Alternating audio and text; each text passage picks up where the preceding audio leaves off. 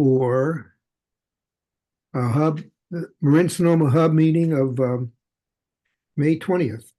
So good to see everybody. I guess Beans is still preoccupied there in New Mexico. Anybody hear from him? No. Oh. So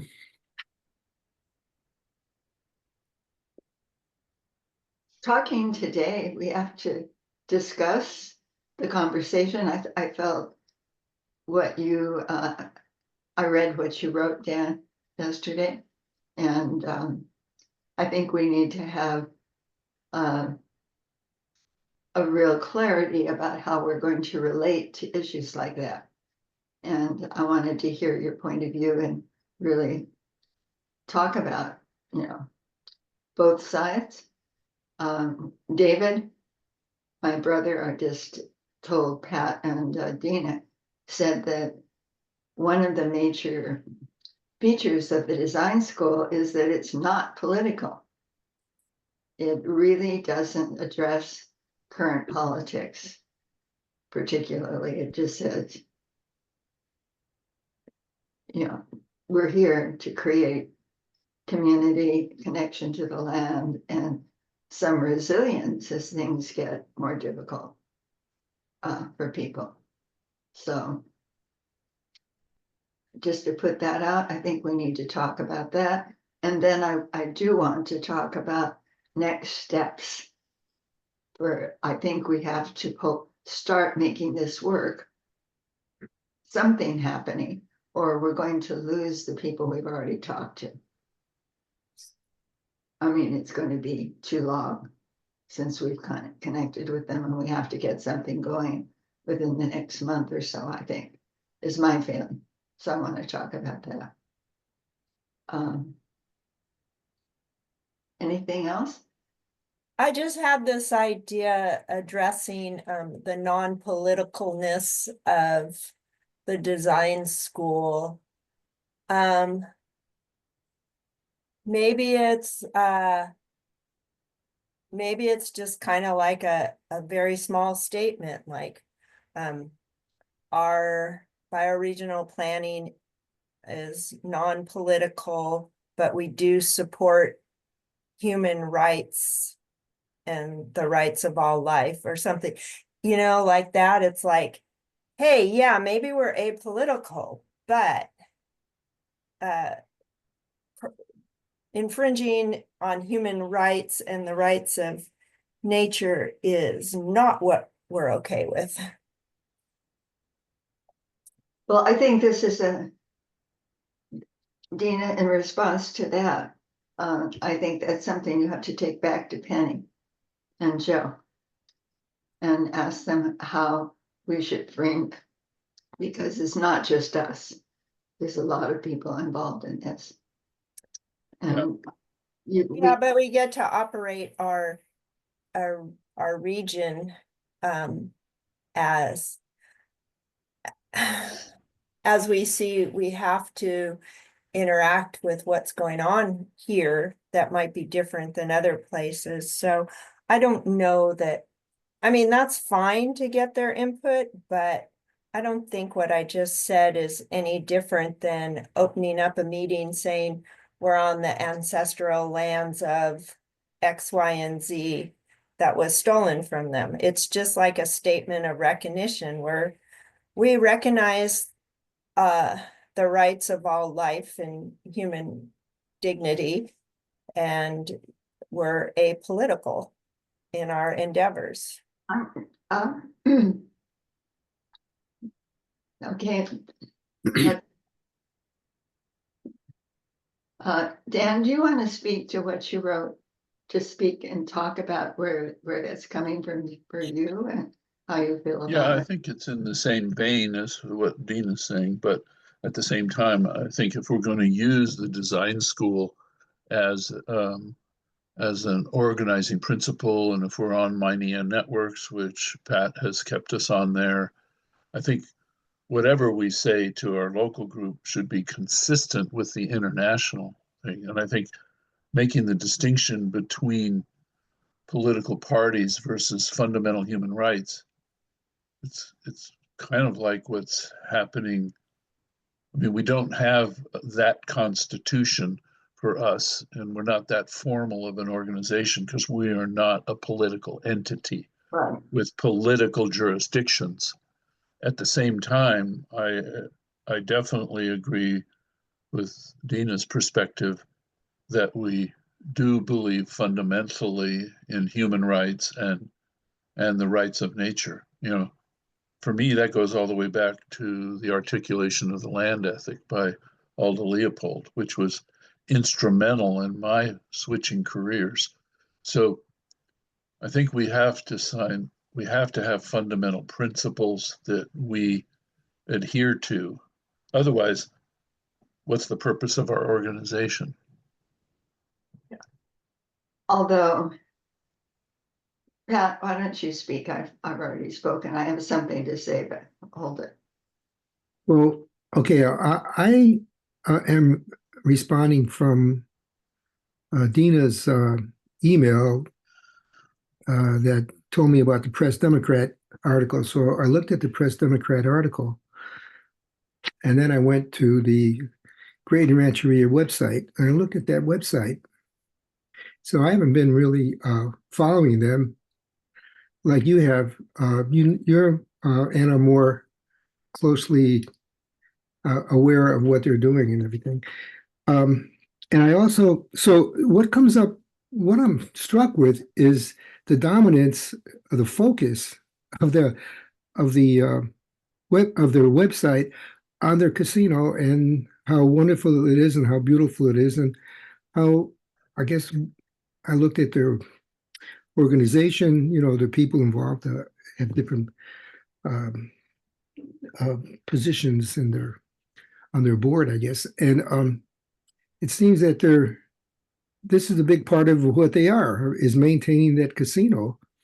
Um, and also I'm struck with remembering what I heard Jason say, Jason Deschler, the Coast Miwok of Marin member who I talked to at their event last June, and he said there were people here watching us, something like that. And what he meant, people from the Great Rancheria. And he did frown sort of negatively on them, like there's something going on. And on their website, they make a point of saying they're not about establishing casinos. So with all that, you know, I know where I come from, and I've been reading for the past 5 years or more. I've been reading people and thinking about and hearing other people and seeing that we're in a transition from this way of life that's not sustainable into some kind of future that we're trying to build together. So I don't know if, to me, it doesn't include casinos. I mean, I'm very simplistic. I mean, what I'm thinking about is when push comes to shove and you're down to protecting or having to take care of what's important to you, are we on the same page, you know, with Great Rancheria? That's my concern is. I'm naive. I'm telling you, I'm very naive and simplistic. So yeah, I understand. Wouldn't this be a conversation though? Because what I am aware of is that the gambling was a part of their culture, by the way. Yes. And so it was kind of, and to create a casino as a way of, and it is a big business because they're trying to draw as much income, profit as they can. So what's important to me is how they're using that profit and what are the values behind it. If they're doing the business to the, you know, as you have to, if you've got a major business in this current for-profit system. But there's businesses and businesses. There's Peter Buffett. You want to look at what Peter Buffett's inherited in terms of money from his father, what Warren Buffett was all about, and make a choice. But here you've got the funding for the whole regenerative movement. And the problem of money for regenerative activities is huge, particularly now. And so when I understand that the Great Rancheria is one of the major supporters, and I'd like more specifics, I want to really talk about it, but the Laguna Foundation had a lot of support there. They're supporting other things. So it's, to me, they're interacting with the current system in order to be able to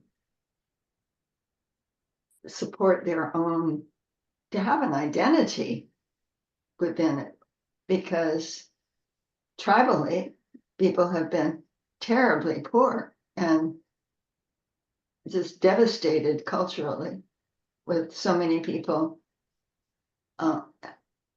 ill, dying very young because of alcohol. They don't have the constitution to handle alcohol. Our food is even still difficult for them. It's a very complex issue, and I agree with what Dan said in that we can't,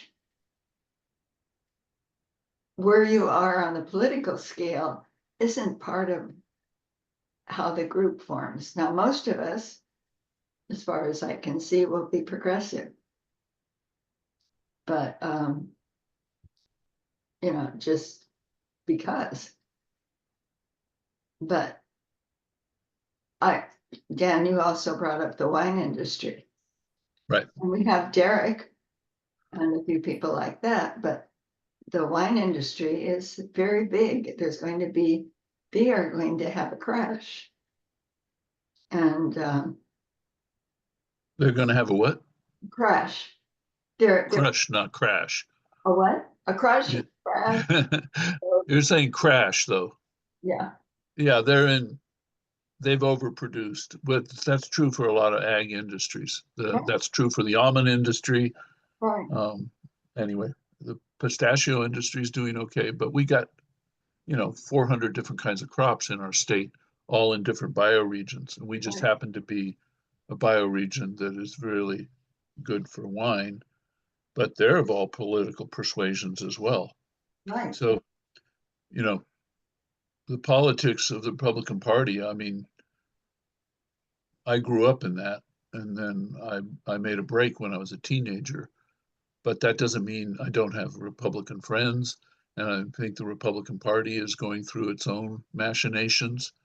And a lot of it has to do with, business versus government.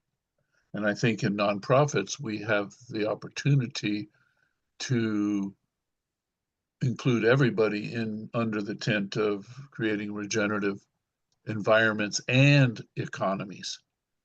Because if through the regenerative movement we can't provide a living for everybody, to me that's got to be one of the standards.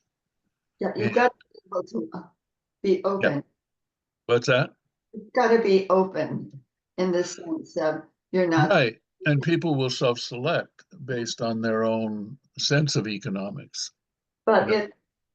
what Dina said is that within the structure and within the group, the hub, the learning center, whatever, there will be some very strong values. Right. So values or principles should be set, and I would bow to the design school for those, because they have a clear sense of values. But I understand, I'm part of the regenerative finance lab, which is run by Joe. And Joe and I have, like I said, we met each other 5 years ago. So I'm getting to know more and more his approach to economics. And I think in nonprofits, we have the opportunity to include everybody in under the tent of creating regenerative environments and economies. So and it's not either Republican or Democrat. And the Democrats have been roundly criticized by another Democrat, which is Ezra Klein in his recent book, Abundance. And I've read the book, and my wife is reading it now. And I've watched a lot of podcasts about that critique of the Democrats. Right.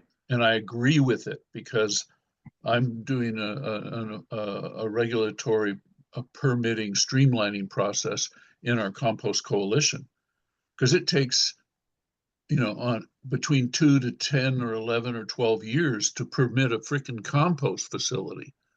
So, and that's due to the old environmentalism that I've been a part of for all my life. Right. So I think the regenerative development requires a new approach to development. Right. Totally. And it's not regulatory driven like the environmental regulations have been, because that's become utilized by what I call environmental bounty hunters versus businesses like developers who are using CEQA to beat their competition. So we got to go deeper than just the political boundaries. Yeah, I feel that at this point, because one of the reasons that I had gotten involved in this is after years of trying to see the current system swing back or improve, I've just watched it move toward the right. Yeah, radically to the right.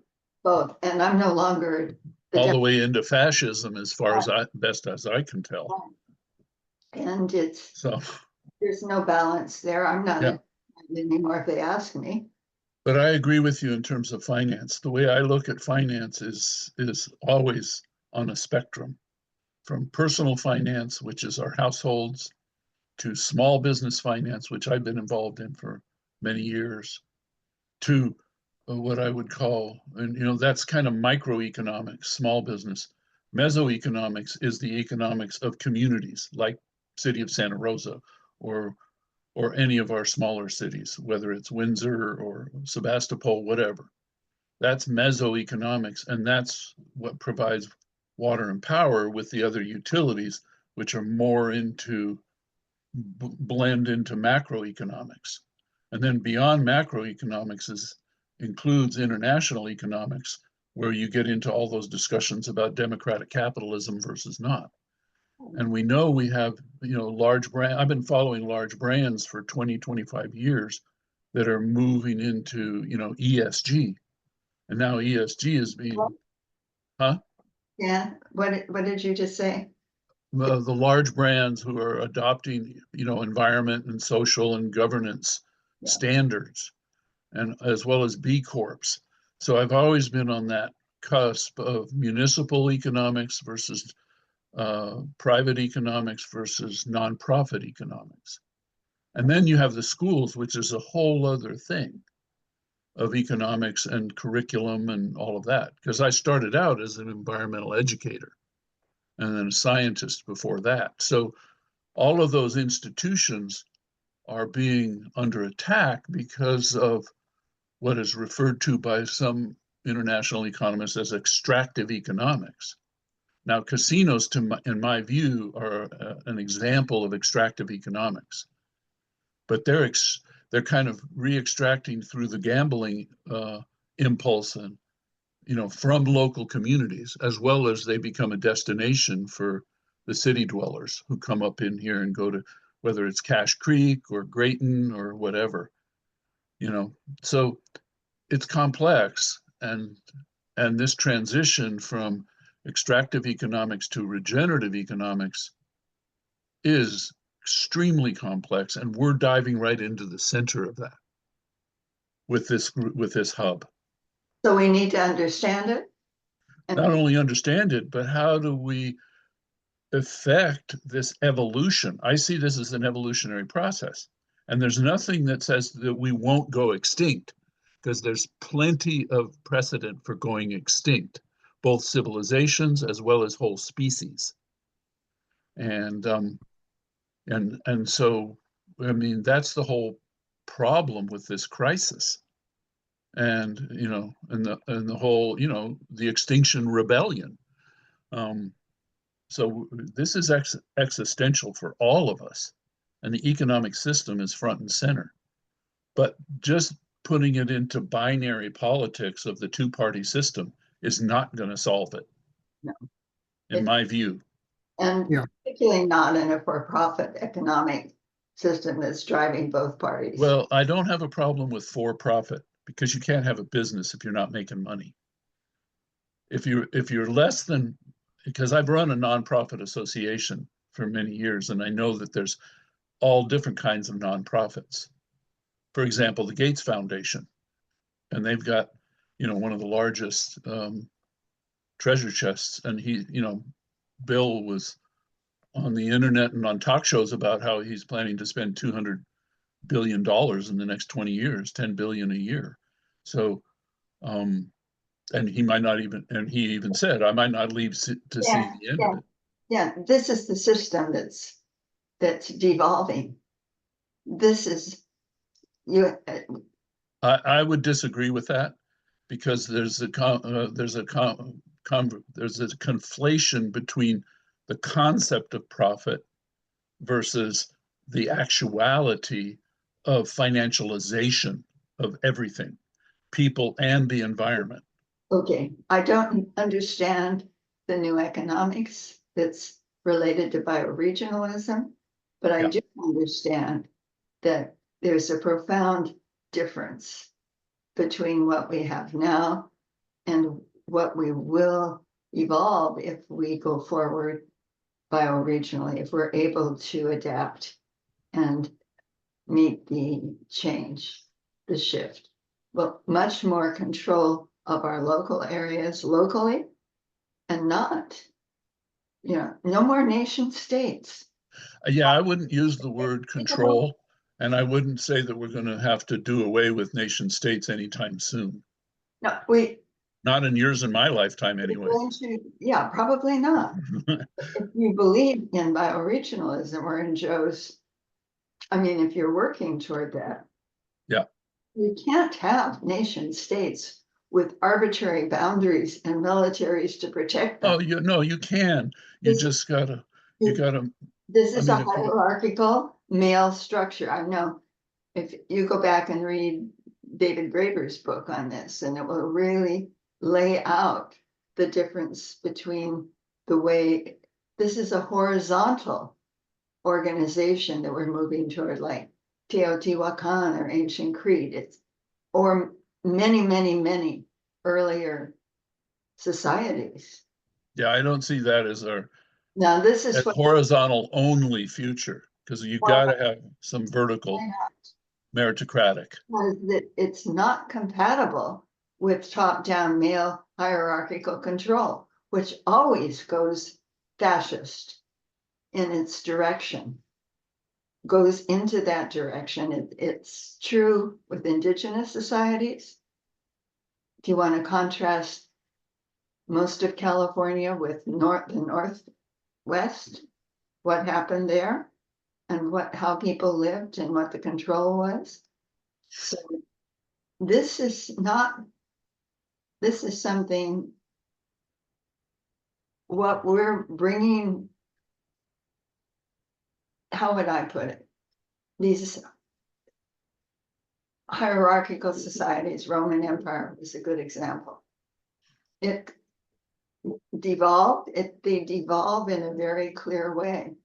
The Aztecs and the Incas, the Romans, and it devolves into Nero and Caligula. And then all the generals, instead of protecting the boundaries, they were all military. They began to fight each other, and the whole thing collapses. So yeah, but now what I'm saying is that there's a story of civilization that says this is the way we've evolved and this is necessary. But the real story is much more complex and much more interesting. And we are on the other side. The bioregional movement is on the other side of that. It is not hierarchical. And that's been the big challenge. Because we've been educated in a hierarchical system. And we think of, grades and A's to F's and all that crap. But the point is, you can go this way. How do you really listen to each other? How do you create what Steiner used to call a kind of receptacle where inspiration and new ideas can birth? And people, it's a very different model than the one that we've been living with and thinking is the only one. And that's where I come from. And that's what attracted me to this whole work. I know it's not going to happen in my lifetime, but I also know that in the larger scale that I just have touched into at times in my life, that I'm a forerunner. I'm someone who carries an idea, and it's taken me my life to this point, to my 80s, to understand what it is that I've been trying to bring through my life. And I've watched you, Dan, change and grow. But if you don't see this dichotomy in human history, it goes again and again. And yeah, I view that differently through the lens of autocracy versus democracy. So I believe in democratic capitalism, and capitalism can be in either or. And I'm that's still within the hierarchical system we've been in for a long time. yeah, well, the The problem is making a distinction between dominance hierarchies versus developmental hierarchies. Yeah. So Piaget is all about developmental hierarchies, and our whole meritocratic system is about that too. Well, so I don't want to conflate those two. it was much better for us, at least as white Americans, when we were young. I had a free education all the way through. But Yeah, no question. the same. But education and funding education is a whole other issue, which is being attacked right now by the Republican Party. I think what we're talking about is fundamental to what we're about here. Okay. Because we can have a difference. We can even have a difference in our how we see it. Mm-hmm. But we need to have a holding together where we each bring the larger, now I can bring my picture and what's moving through me and how I understand it, but I also have to listen to you. And it's together. I don't know that at this phase of things, the bioregional movement is going to have its own, if it holds the vessel, as Steiner described, if it really evolves in the way that Joe and Penny have been trying to bring it, it's going to be something that none of us have ever experienced. That I agree with. I think we create a new social species here. Yeah. But I think it's going to be an integration and a diversity of integration in terms of whether it's monetary systems or whether it's information systems. I don't know how the monetary system is going to work. I do know that money is just it's just a creation. Right.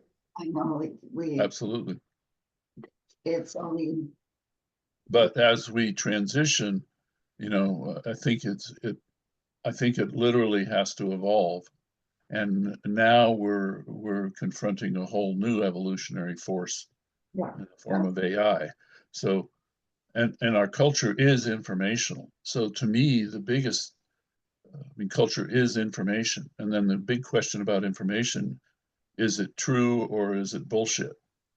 And that's where science comes in. And we're in a weird period with the AI and yeah, very weird. That could be our own demise. Really? silicon life forms could, I mean, they're not life forms, but the silicon-based knowledge. Right now, agents are affecting everything we do, and how do we address that? So Gina, Yes. where are you with this?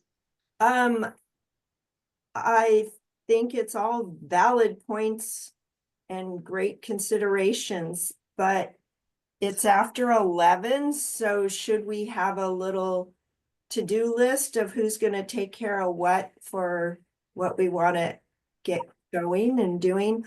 I'm sorry, I'm gonna have to leave like 10 minutes early to get to acupuncture. But for example, I could volunteer to check in with Penny on, is there a design school statement, and kind of float my suggestion to her and see how that fits in, if they have a statement we could use, or if that is acceptable. What kind of a statement? Somebody else can do that if they prefer. What do you want the statement about? That we are operating apolitically, but we do support the rights of nature and human rights and dignity.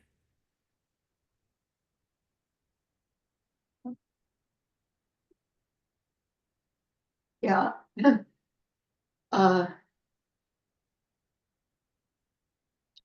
My only trouble with that, Gina, is that those are awfully big concepts and they can mean so many different things to so many different people. I love Oh, everything is like that. round it a little more, make it a little more what we're actually doing. But it's great. Why don't you ask Penny about it? Or I can do that. We can do it together. Well, it only takes one of us to send her a message, so if you want to do it. Otherwise, I will volunteer to take care of it. Well, I'd like you to move through with what you had to say because it's important. I want your voices. I will get back to you next time or in an email. Yeah. You all via email, what she says about the design school and how they handle being apolitical.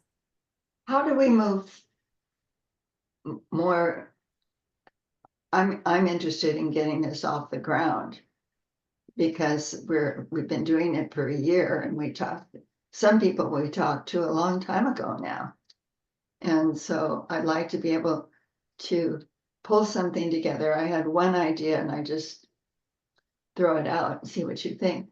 That there was something some weeks ago that Joe presented. It was such a good description of the whole process. It was very short. It was like 20 or 30 minutes. And I'd have to go back to find it, but we might have a presentation like a carbon conversation almost, and invite the people that we've talked to and just say, this is for you to look at and to understand. Use maybe Joe and not have it be a first meeting of the group, but have it be a pull together. And any of you that want to go forward now, here's what it looks like with a framework for how to go forward. I'd like to try to get to that point, and I wonder what you think about that. Well, I think that you can always try and invite people. We've had trouble lately getting people to respond via email because they're very overwhelmed with what they're doing. So, but that shouldn't be a reason to not do anything. So sure, can design a get together around watching the presentation and having a discussion. You need a place to do it and a time. Yeah, I was just thinking about the Grange as a neutral place. much does it cost to rent the Grange for an evening? Hmm? More money than we have. If you're an official nonprofit, they give discounts. Usually I do stuff at the Grange because as a Grange member, I can ask for the Grange to co-sponsor an event, but it's kind of, I don't see that happening with my connection right now anytime real soon. I've just been to a business meeting and I know the Grange is pretty booked up and it would take more gyrations than I have the bandwidth to do right at this very moment. So do we have an alternative place that we could host and invite people to come? We're always doing something on Zoom. I know you want to do something in person. It has to be in person. That's essentially what the unconference was. But it was for the different bioregion. They were trying to define their bioregion as the Bay Delta bioregion. And when they drew the map of that, it was inclusive of the whole Bay Area, particularly where the Carcadís Strait and then everything in the Central Valley, Yeah, which was huge. you can see how it works. You know, Yeah, flying in the airplane, you can see it. sure. Yeah. Yeah. And I mean, we have a kind of a different bioregion because we've modified, you know, the Russian River area and all the valleys and tributaries, you know, have become wine country. That's how we're known to everybody But outside of the region. this is one reason I want to talk to the Greater Rancheria people. I want to know why their bioregion included North Marin. This was the connection. Oh my goodness. There he is. So let's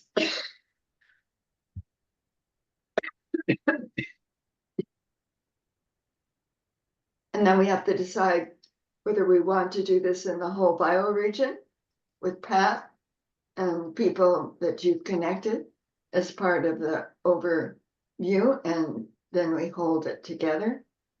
And in that case, we should probably look at a place to do it in Petaluma or someplace like that that's more kind of central.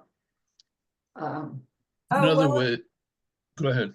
If you're thinking Petaluma, it would be good probably to contact Cool Petaluma people, Right. because they have all the connections down there and they could help put it on if they were into it. And you remember Lily, you met at the Climathon, one of the young women, she works part-time at Cool Petaluma, so you already know somebody. So you and I can do this partly, and Pat, if we can do this off this meeting a bit and form it so the next time we have a meeting, I'd like to come with a plan. If we, Okay, Yeah, part of the way I envision that plan myself is that each of us represents various groups. I do not represent all groups, but I do represent the Compost Coalition, Zero Waste, that's part of, that answers to Zero Waste Sonoma. So the whole waste industry, but now in my own business, I'm representing more of the bioresource management industry as it's developing and evolving with all those players. So how we bring individual leaders in those, to me, is part of weaving together a Right. bioregional group.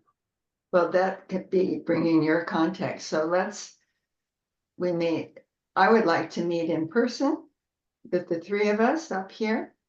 And Pat, I've watched your face again, and I see you thinking and almost saying something so quick before Dina has to leave. I know it's right. What's up? Well, I just got an email yesterday. I'm having a meeting on Thursday, our monthly Project Adapt meeting, and Molly, there are now four of us in the design school. And we haven't had any, like myself, we haven't had any really responses to the emails we put out for the project we're trying to do, which involves eventually a having events on the Bay Delta Trail, on the Bay Area Trail that goes around the bay. It's partially developed. And it turns out that Molly, our new member in Project Adapt School, she sent out a something that shows that the Bay Delta Trust is actually more organized to do exactly what we're talking about. So I can see ourselves becoming affiliated with them because they're more organized, and we may be able to pull people into something down here that involves the Bay Delta, the Bay Area Trail, the Bay Trail.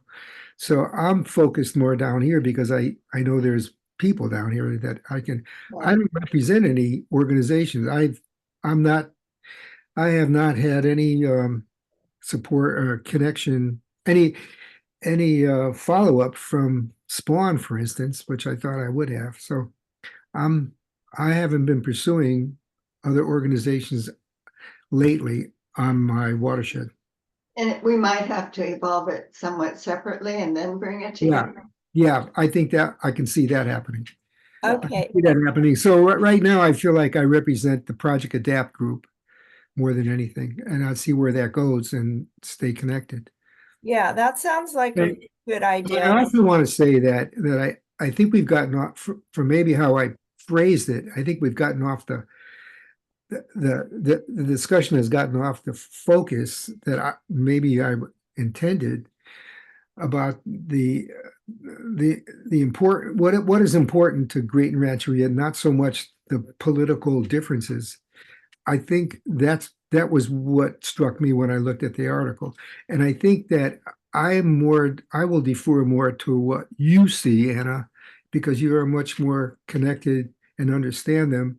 So I like to know where we go with them. I mean, let's hear back from them and see what they want to do. We don't even know whether they. And the other thing that comes up for me, I just want to point out, is that we don't. The difference I see with us and like Joe, Joe has some land down there that He's doing it. so does Great Rancheria has their place there, and so does the other places we visited, and so does the other thing that's up there that you talked about with this guy who he was on, but I can't remember organizations now, place, but they have like land or organization, and I don't have anything like that. You're more, actually, Dan, you seem to be more connected with an organization than I don't know. You seem to be Well, and more. every organization has its assets as well as its liabilities. For example, malt and salt. Dina, I forgot you are. Dina, you are. Wait a minute. Gina has to go. Oh. So I'm sorry to interrupt you all. I cannot meet in person, Anna. We've got graduation and family this weekend, and I'm going camping. But I'll be happy to look at emails. And I apologize for needing to get to my appointment. when are you open for meeting, do you think? I'm not open for a couple weeks. I'm going camping after my family's here for Yannika's graduation this coming weekend. Yeah, So, another grandson graduating. yeah, so I apologize, but I need to get to my appointment. So Yeah. sorry for cutting you off, Dan. Please continue. All right, well, No Dan problem. can also talk and maybe get together and get our perspective. Build, from what you're saying to what I'm saying, how do we put that together and have a coherent, consistent message? I'd like to do that, so we're not giving different pictures. Yeah. Yeah, so Dan, I'll call you or talk to you and maybe we can have coffee and we're the two of us. Yeah, how we can get our perspectives to align a little better, because Yeah, I sounds good. continue to study all of those areas in addition to creating relationships with a lot of groups. It fundamentally comes back to who owns the property. Yeah. Because we have property ownership, and there's a lot of people that own a lot of diverse properties in these two counties. And these are relatively wealthy counties compared to, say, Butte County or any of the counties in the Central Well, Valley. the current reality as opposed to the vision and Yeah, how do we how pull, do you go toward whatever that vision is? right?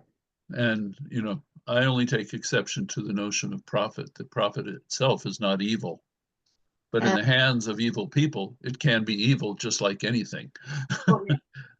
But evil is built into certain profit things. Well, we can talk about that. Yeah, But Pat, David is really, when he gets back, he's in the east right now, but, he's taken over the whole development of this on Whidbey Island. He's sort of the key person and it's He all, is. No, I haven't talked to him. it's going to be the most important center for Regenerate Cascadia, believe it or not. well, and I know a lot of people in Washington area because there have been leaders in the organics movement. Yeah. The organics recycling movement too. So at any rate, Is he back east by himself or is Kiki back there? well, Did they both go back there? he's doing it with a guy named, I think, Jeff, Oh. who is really good. And they're kind of coring the concept. So I'll bring the concepts that they're evolving, which I think are very connected to all of this and helpful. The language I've seen is very good. Yeah. And He's that, back there. He's back east now, you said? He's back east? what? Did you say that David is back east right now? I didn't hear. Right now he is with my sister. Oh, We're just all together for these graduations.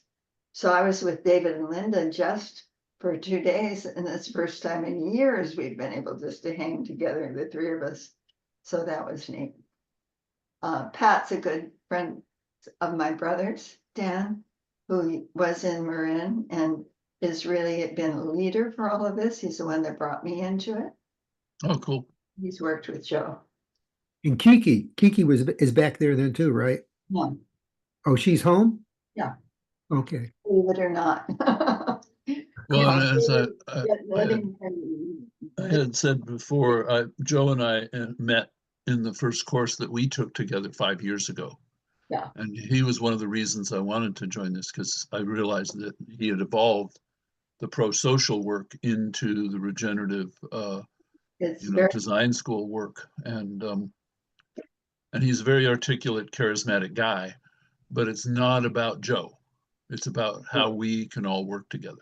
Yeah, it's not about Joe. I they're agree. going through a crisis right now. I don't know what it is, but they canceled and drawn. Yeah, I know. I saw that. Yeah. I don't know what it is, whether it's physical or just exhaustion. Or psychosocial. Yeah, no, they're putting out a boatload of energy. I don't, we won't know for a while. Yeah, exactly. So you And and that's the thing. Pat, we can talk if we need to. Yeah. But we'll go for it down the road, and the idea is to get our language coherent and Yeah. connected. Yeah, and I think if Dina can bring in whatever, Penny and Joe have been talking about, whether she can be in touch with them even this week or next or whatever, and it sounds like her time is compromised, but Here, because she's just always so on the ground. Yeah. Yeah. I bring this. yeah, as do I. But what grounds me is property and money. And I believe, my approach is genuine wealth as opposed to monetary maximization and financialization. To me, that's the bad part of capitalism. Well, the thing that goes away with real bioregionalism is land ownership. Is the key. Yeah, and that's the basis of all Western civilization and legal structures. There was a wonderful book called Land Yeah. very small.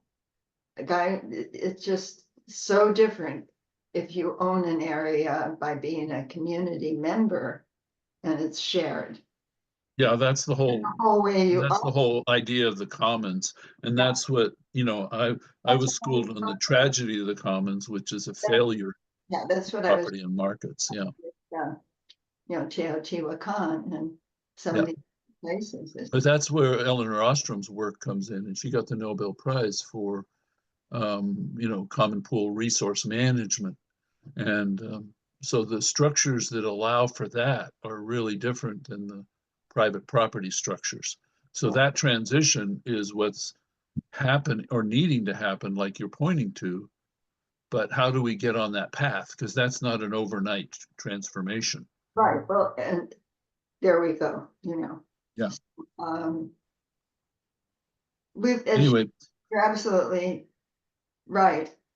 I'm looking at 86. yeah. I don't get And that you're now. yeah. It's important to me to get out clear, what I can do is plant the seed. Yeah, absolutely. That's what I'm doing too with my company and my activities. So I agree with you 100%. All A right, 27-year-old took over my job as executive director of the Association of Compost Producers. wonderful. 2 generations, old enough to be my granddaughter. And I'm really happy with that because she's doing a great job, but she's doing it way differently than the way I did it. Well, and BioFi, the person that I am really delighted with and inspired by is, and he's presented something I haven't had a chance. It came out just before I left, so I didn't get to look at it. It's Chin Shelker, the Norwegian in BioFi. Yeah. Are you signed up Oh, for BioFi, Pat? You should be getting their emails from. I did. I signed up for that and I haven't been. Get So, over into Hilo, and then you get these wonderful. Chin Shelker has pulled it together. I've seen him present. okay. He's young, I mean, young to me, he's probably in his 30s or 40s. Yeah. He's is Norwegian and is articulating what this is all about in a wonderful way. Yeah.